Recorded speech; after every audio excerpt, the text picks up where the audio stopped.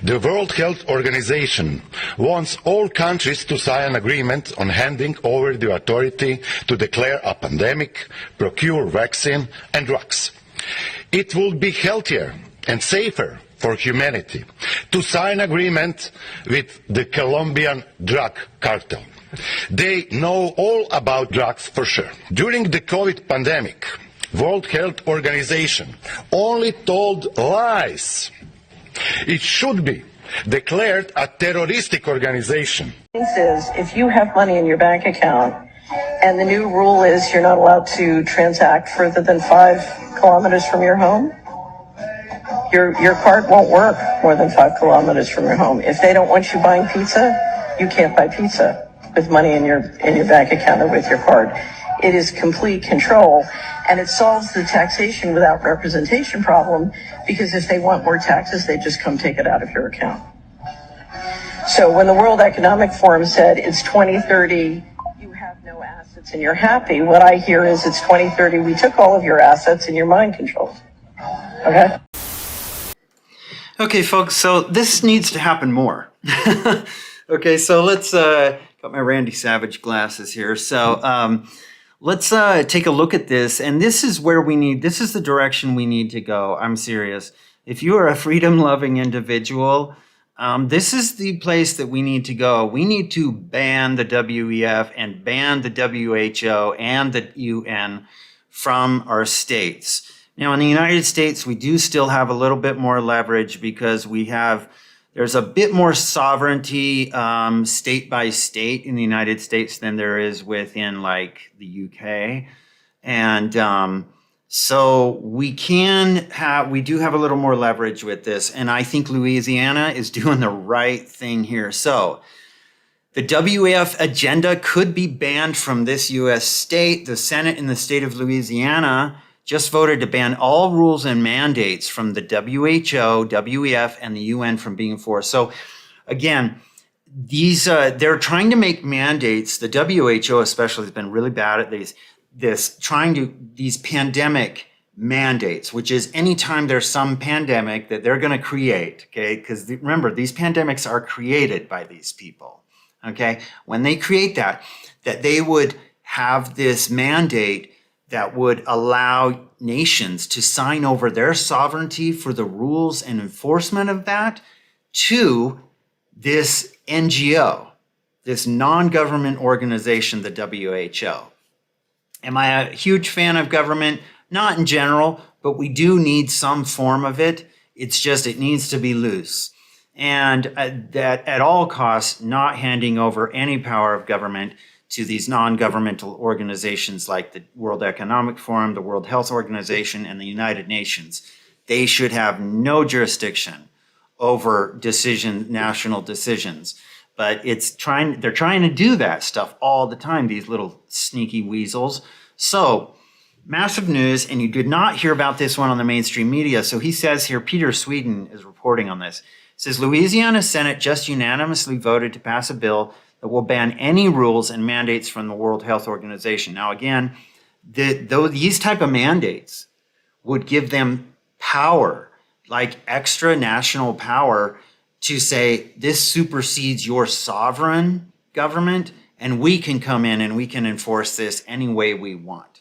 Okay, and we can't have that. No. We need to be in control a little more. They want massive amounts of control. So, any rules, mandates from the WHO, WEF, and the UN, this would ban them from having any that these mandates could not be enforced. They would not be allowed to be enforced in the state of Louisiana. Every state needs to do this. So he says here, really weird that nobody in the mainstream media is talking about this. Perhaps they do not want anybody knowing about it since they are part of the same agenda. Of course, because we know the media is the bulldog for the billionaires. Who pays their bills? Well, billionaires do. Bill Gates pays for half of what CNN puts out. If you look at the donations he has, yeah, this is what they're doing. And this definitely needs pushback. So let's take a look at the text in the bill. It's essentially this. The WHO, the United Nations, and the World Economic Forum shall have no jurisdiction or power within the state of Louisiana, No rule, regulation, fee, tax, policy, or mandate of any kind of the World Health Organization, United Nations, and the World Economic Forum shall be enforced or implemented by the state of Louisiana or any agency, department, board, commission, political subdivision, governmental entity. Boy, you got to do law speak here. Governmental entity of the state, parish, municipality, or any other political entities. They're really trying to cover all bases because these sneaky damn NGOs sure have a way of creeping in there and starting to subvert national laws and state laws. So there we have it. This should mean that they are rejecting the UN Agenda 2030, which is horrendous. For example, the WHO pandemic treaty that is being worked on right now also won't have, won't have any power in the state. Did you know that Bill Gates recently donated a whopping $1.27 billion towards funding the United Nations Agenda 2030 global goals? Yeah, the global goals that a minority of people won't have to live under. Yeah, that minority will be these people like Bill Gates. Rules for thee, not for me, that type thing. Okay, these are the rules for the rest of us. We are determining what's best for you. I know you didn't vote on it and we never gave you a say on this, but we're just going to go ahead and have you do this because it's the best for me. Bill Gates, I think he has this delusion. He thinks it's good for humanity. It is not good for humanity. It is good for Bill Gates, and that is it. That is the one person who is, and remember, this guy is a narcissist by trade. He's been a narcissist in business. He has been a narcissist in the way he does his philanthropy, which is just a cover for getting away with his desires. Philanthropy, make no mistake, it was a way for elites a long time ago. It was invented for elites to get this populations to stop rising up against them. Okay, and I've explained this before, but the thing is it was invented back in the times of Carnegie because people and the banking systems, people were starting to complain about big banks. And they were like, oh, we can't have this. These big banks they're draconian. Why are there's all these fees and fines? And this is back in like the early 1900s. So they came up with philanthropy, and that was a way to go, hey, the people really hate you. So just like donate $1 million here and there to some charitable organization, and then they'll get off your back. Okay, so that's the essence of, very simplified, but that's kind of the essence of it. Philanthropy was invented so people would look the other way, would go, oh, wait, all these people in charge, these elites, they're all just wonderful angels from heaven and they're benevolent. No, these are malevolent forces. Bill Gates being number one right now. Bill Gates' push for the digital ID, this is his wet dream, with $1.27 billion donation to Agenda 2030 goals. So this bill needs, okay, so, and this too, with the digital ID, this has to do with like what we saw, that the horrible things we saw during the pandemic, where you would have a digital passport. It was a social credit system. You would run on that digital ID would lead to digital money. You could be identified anywhere you went. There would be constant surveillance on you. You would have a digital passport. Your digital ID would contain any information like, are you vaccinated? Things like that. Oh, if you're not vaccinated or you haven't had 4 boosters or more, you cannot fly from the United States to Canada. You cannot fly from California to, say, New Jersey. You can't fly from Georgia to Colorado. That's the type of stuff it would do. It would immediately flag you. It's a way to constantly flag people. And that's how also the CDBC, the Central Digital Bank Currency, would work too. It's like a coupon system. Yeah, you would make a money, but if you made $1,000 in a paycheck, depending on their little climate control stuff, you could go to the store and buy $20 worth of something. But if some of it included meat, they'd be like, sorry, we know you have the money for that, but you can't buy that this week. So sorry, you can't buy it, even though you have the money for it. So it's pretty draconian stuff. The bill still needs to pass the House and the governor. If that happens, then we have seen something truly historic. A state standing up and saying no to the WEF agenda, a state standing up and saying no to Agenda 2030, a state standing up and saying no to the WHO pandemic treaty. Will more states and possibly countries follow suit? He says, I cannot find any mainstream news outlet that is reporting on this massive news. So anyway, that's Peter Sweden who says that, and let's see some comments. This is fantastic. Hopefully the start of a trend. Well, I hope so too. We'll see what happens with this. But let's see if there's any, I'm going to see if there's any more commentary on this as well. I just barely got this, obviously, because I'm wrapping my head around it a little bit too. But if we can start doing this to a wider extent, we can have more states doing this. That would be absolutely fantastic. So what is the 2030 agenda? Okay, so it says, well, part of that agenda too is, like I said, it's like things like there would be this push for like cars, like no more cars. If they've tricked you into thinking that you are going to be driving an electric car, you're wrong. They're not planning on building an infrastructure to handle this. That's not part of the plans. Why do you think they haven't done anything? They've built a lot of EV cars, but they're not really building much of an infrastructure. And what they have is poor. This is because they don't have a plan for this. The plan is that you won't be driving anything. You won't have any, you will not have the independence of just being able to leave your house, because that's too much freedom. Driving on the road, that's too much freedom for these guys to handle. And if you want a backup on this, watch what Jordan Peterson says about this too, about how cars and mobility are the enemy of these agendas. Agenda 2030 is a centralization agenda. It's a way to have a social credit system that if you want to fly on a plane, you will have a tracking system that says you've flown to 2 places this year, you can't fly anymore. I know you have the money to fly, but you can't, because that will be count against your carbon footprint. They'll have things like that. So, for example, so they have this thing as part of their campaign for this digital ID, okay? And so this is what it says. It says, with that Bill and Melinda Gates Foundation 1.27 billion commitment to advance global goals, it's always nefarious. 17 of these are outlined. These goals are outlined in the UN Agenda 2030. As part of this, a ton of funding is going to push for global digital ID. Oh, this is, Bill Gates talks about this all the time. Yes, you read that correctly. And he says, remember when that was called the crazy conspiracy theory? Yep. A whopping 200 million will be spent to expand global digital public infrastructure. What does this mean?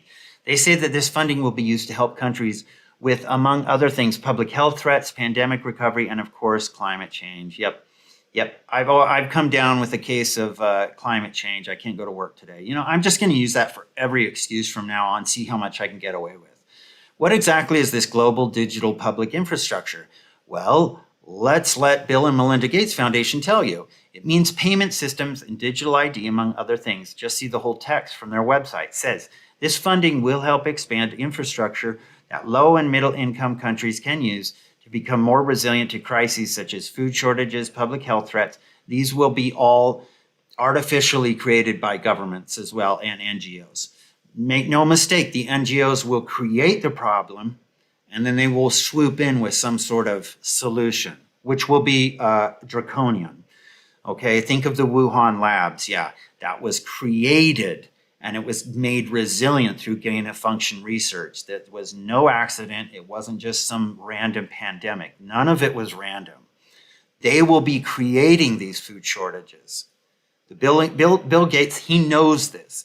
They will be creating the public health threats because guess what? Bill Gates already did it with the COVID and climate change, as well as to aid in pandemic and economic recovery. This infrastructure encompasses tools such as interoperable payment systems, digital ID, data sharing systems, and civil registry databases.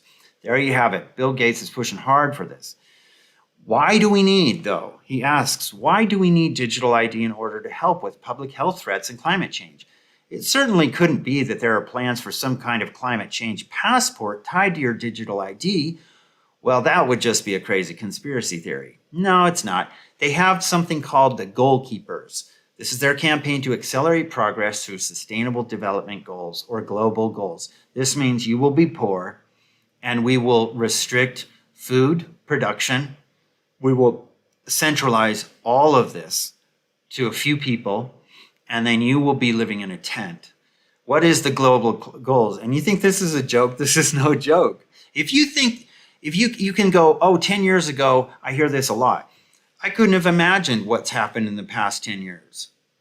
You know, if you talked to me in 2000, I would have never possibly imagined that they would have done the things that they have done, especially during the pandemic. So what makes us go, why wouldn't they do it now? Why wouldn't they do worse? Of course they are going to do worse. What is this global goals that they're speaking of? It is actually the goals outlined in UN Agenda 2030. On their website, there's talking about the government should use digital payments to women in order to achieve one of the goals on 2030, namely gender equality. I bet digital ID will come in very handy about that. Let's see. Give the new agenda. Oh, and then he continues. Okay, so I'm gonna just start there because the rest I have to pay for, and I haven't paid for it. So I paid for some other people, but I haven't paid for some of his as he continues. But I highly recommend look at Agenda 2030. Gotta look at it, folks. If you want, unless you want to live in La La Land, Agenda 2030 is truly it's a nightmare. It's a nightmare of 1984. Go ahead, call me a conspiracy theorist. I just don't give a shit anymore. I don't care. Because if you thought, like I said 10 years ago, that COVID wouldn't happen and they would do the things that they did, like Canadian truckers freeze their bank accounts, you said, oh, that's just a conspiracy theory. They'll never do that. And look what they did. So what is it they say? The difference between conspiracy and the truth is about 6 months. So don't be shamed by people who are going to call you out on this. Call them out on it and say, okay, fine. I'm not going to have to sit here and defend it. I'll just say, go do your research. If they say, what's the source? Go look it up. Go look it up on the UN's website and you will see this. So, yeah, of course, here we are with the digital ID, which is a way of just monitoring all types of things. It's a social credit score. It's that if you are advancing certain things, if you eat so many crickets a month, it could be anything that they want it to be because they'll have digital access to your life, to every aspect of your life. So they will control how you live. If you obey them, if you restrict your speech, if you censor yourself, then okay, then you'll be able to probably have better living conditions. But if you want to use your free speech, then they'll use your digital ID and go, nope, you don't have enough social credits because you didn't do what we said. Social credit score is based on draconian obedience. Okay, it's not based on freedom of speech or principles of freedom at all or liberty. Freedom of speech, the right to defend yourself, the right to protect your family, the right to privacy. None of this plays a part in this. This is an extra-national thing which is leading towards this one world government. It is. It's the one world government that they so desire. That's why they're letting so many people in the country right now in the United States because, and I bet many of them are actually United Nations soldiers, okay? Because when the next pandemic comes, they'll just turn the guns on us and go, oh, we're already here and you're in prison now because the United Nations sent their military in. So that's why the United Nations is funding so much of what's going on at the border with our money, actually. With the money that the United States gives them, and Bill and Melinda Gates Foundation money. So anyway, let me know what you think, folks. I'm just initially going through this, so I'm sure you can add some more aspects to this, but hopefully this gets you started kind of thinking. If you're not aware of Agenda 2030, I've been for a while, but this might get you a little taste for how nasty it is. So anyway, thanks for watching, folks, and I appreciate it. And please put a like on the video if you liked it and comment below. Let me know your thoughts. So anyway, thanks for watching.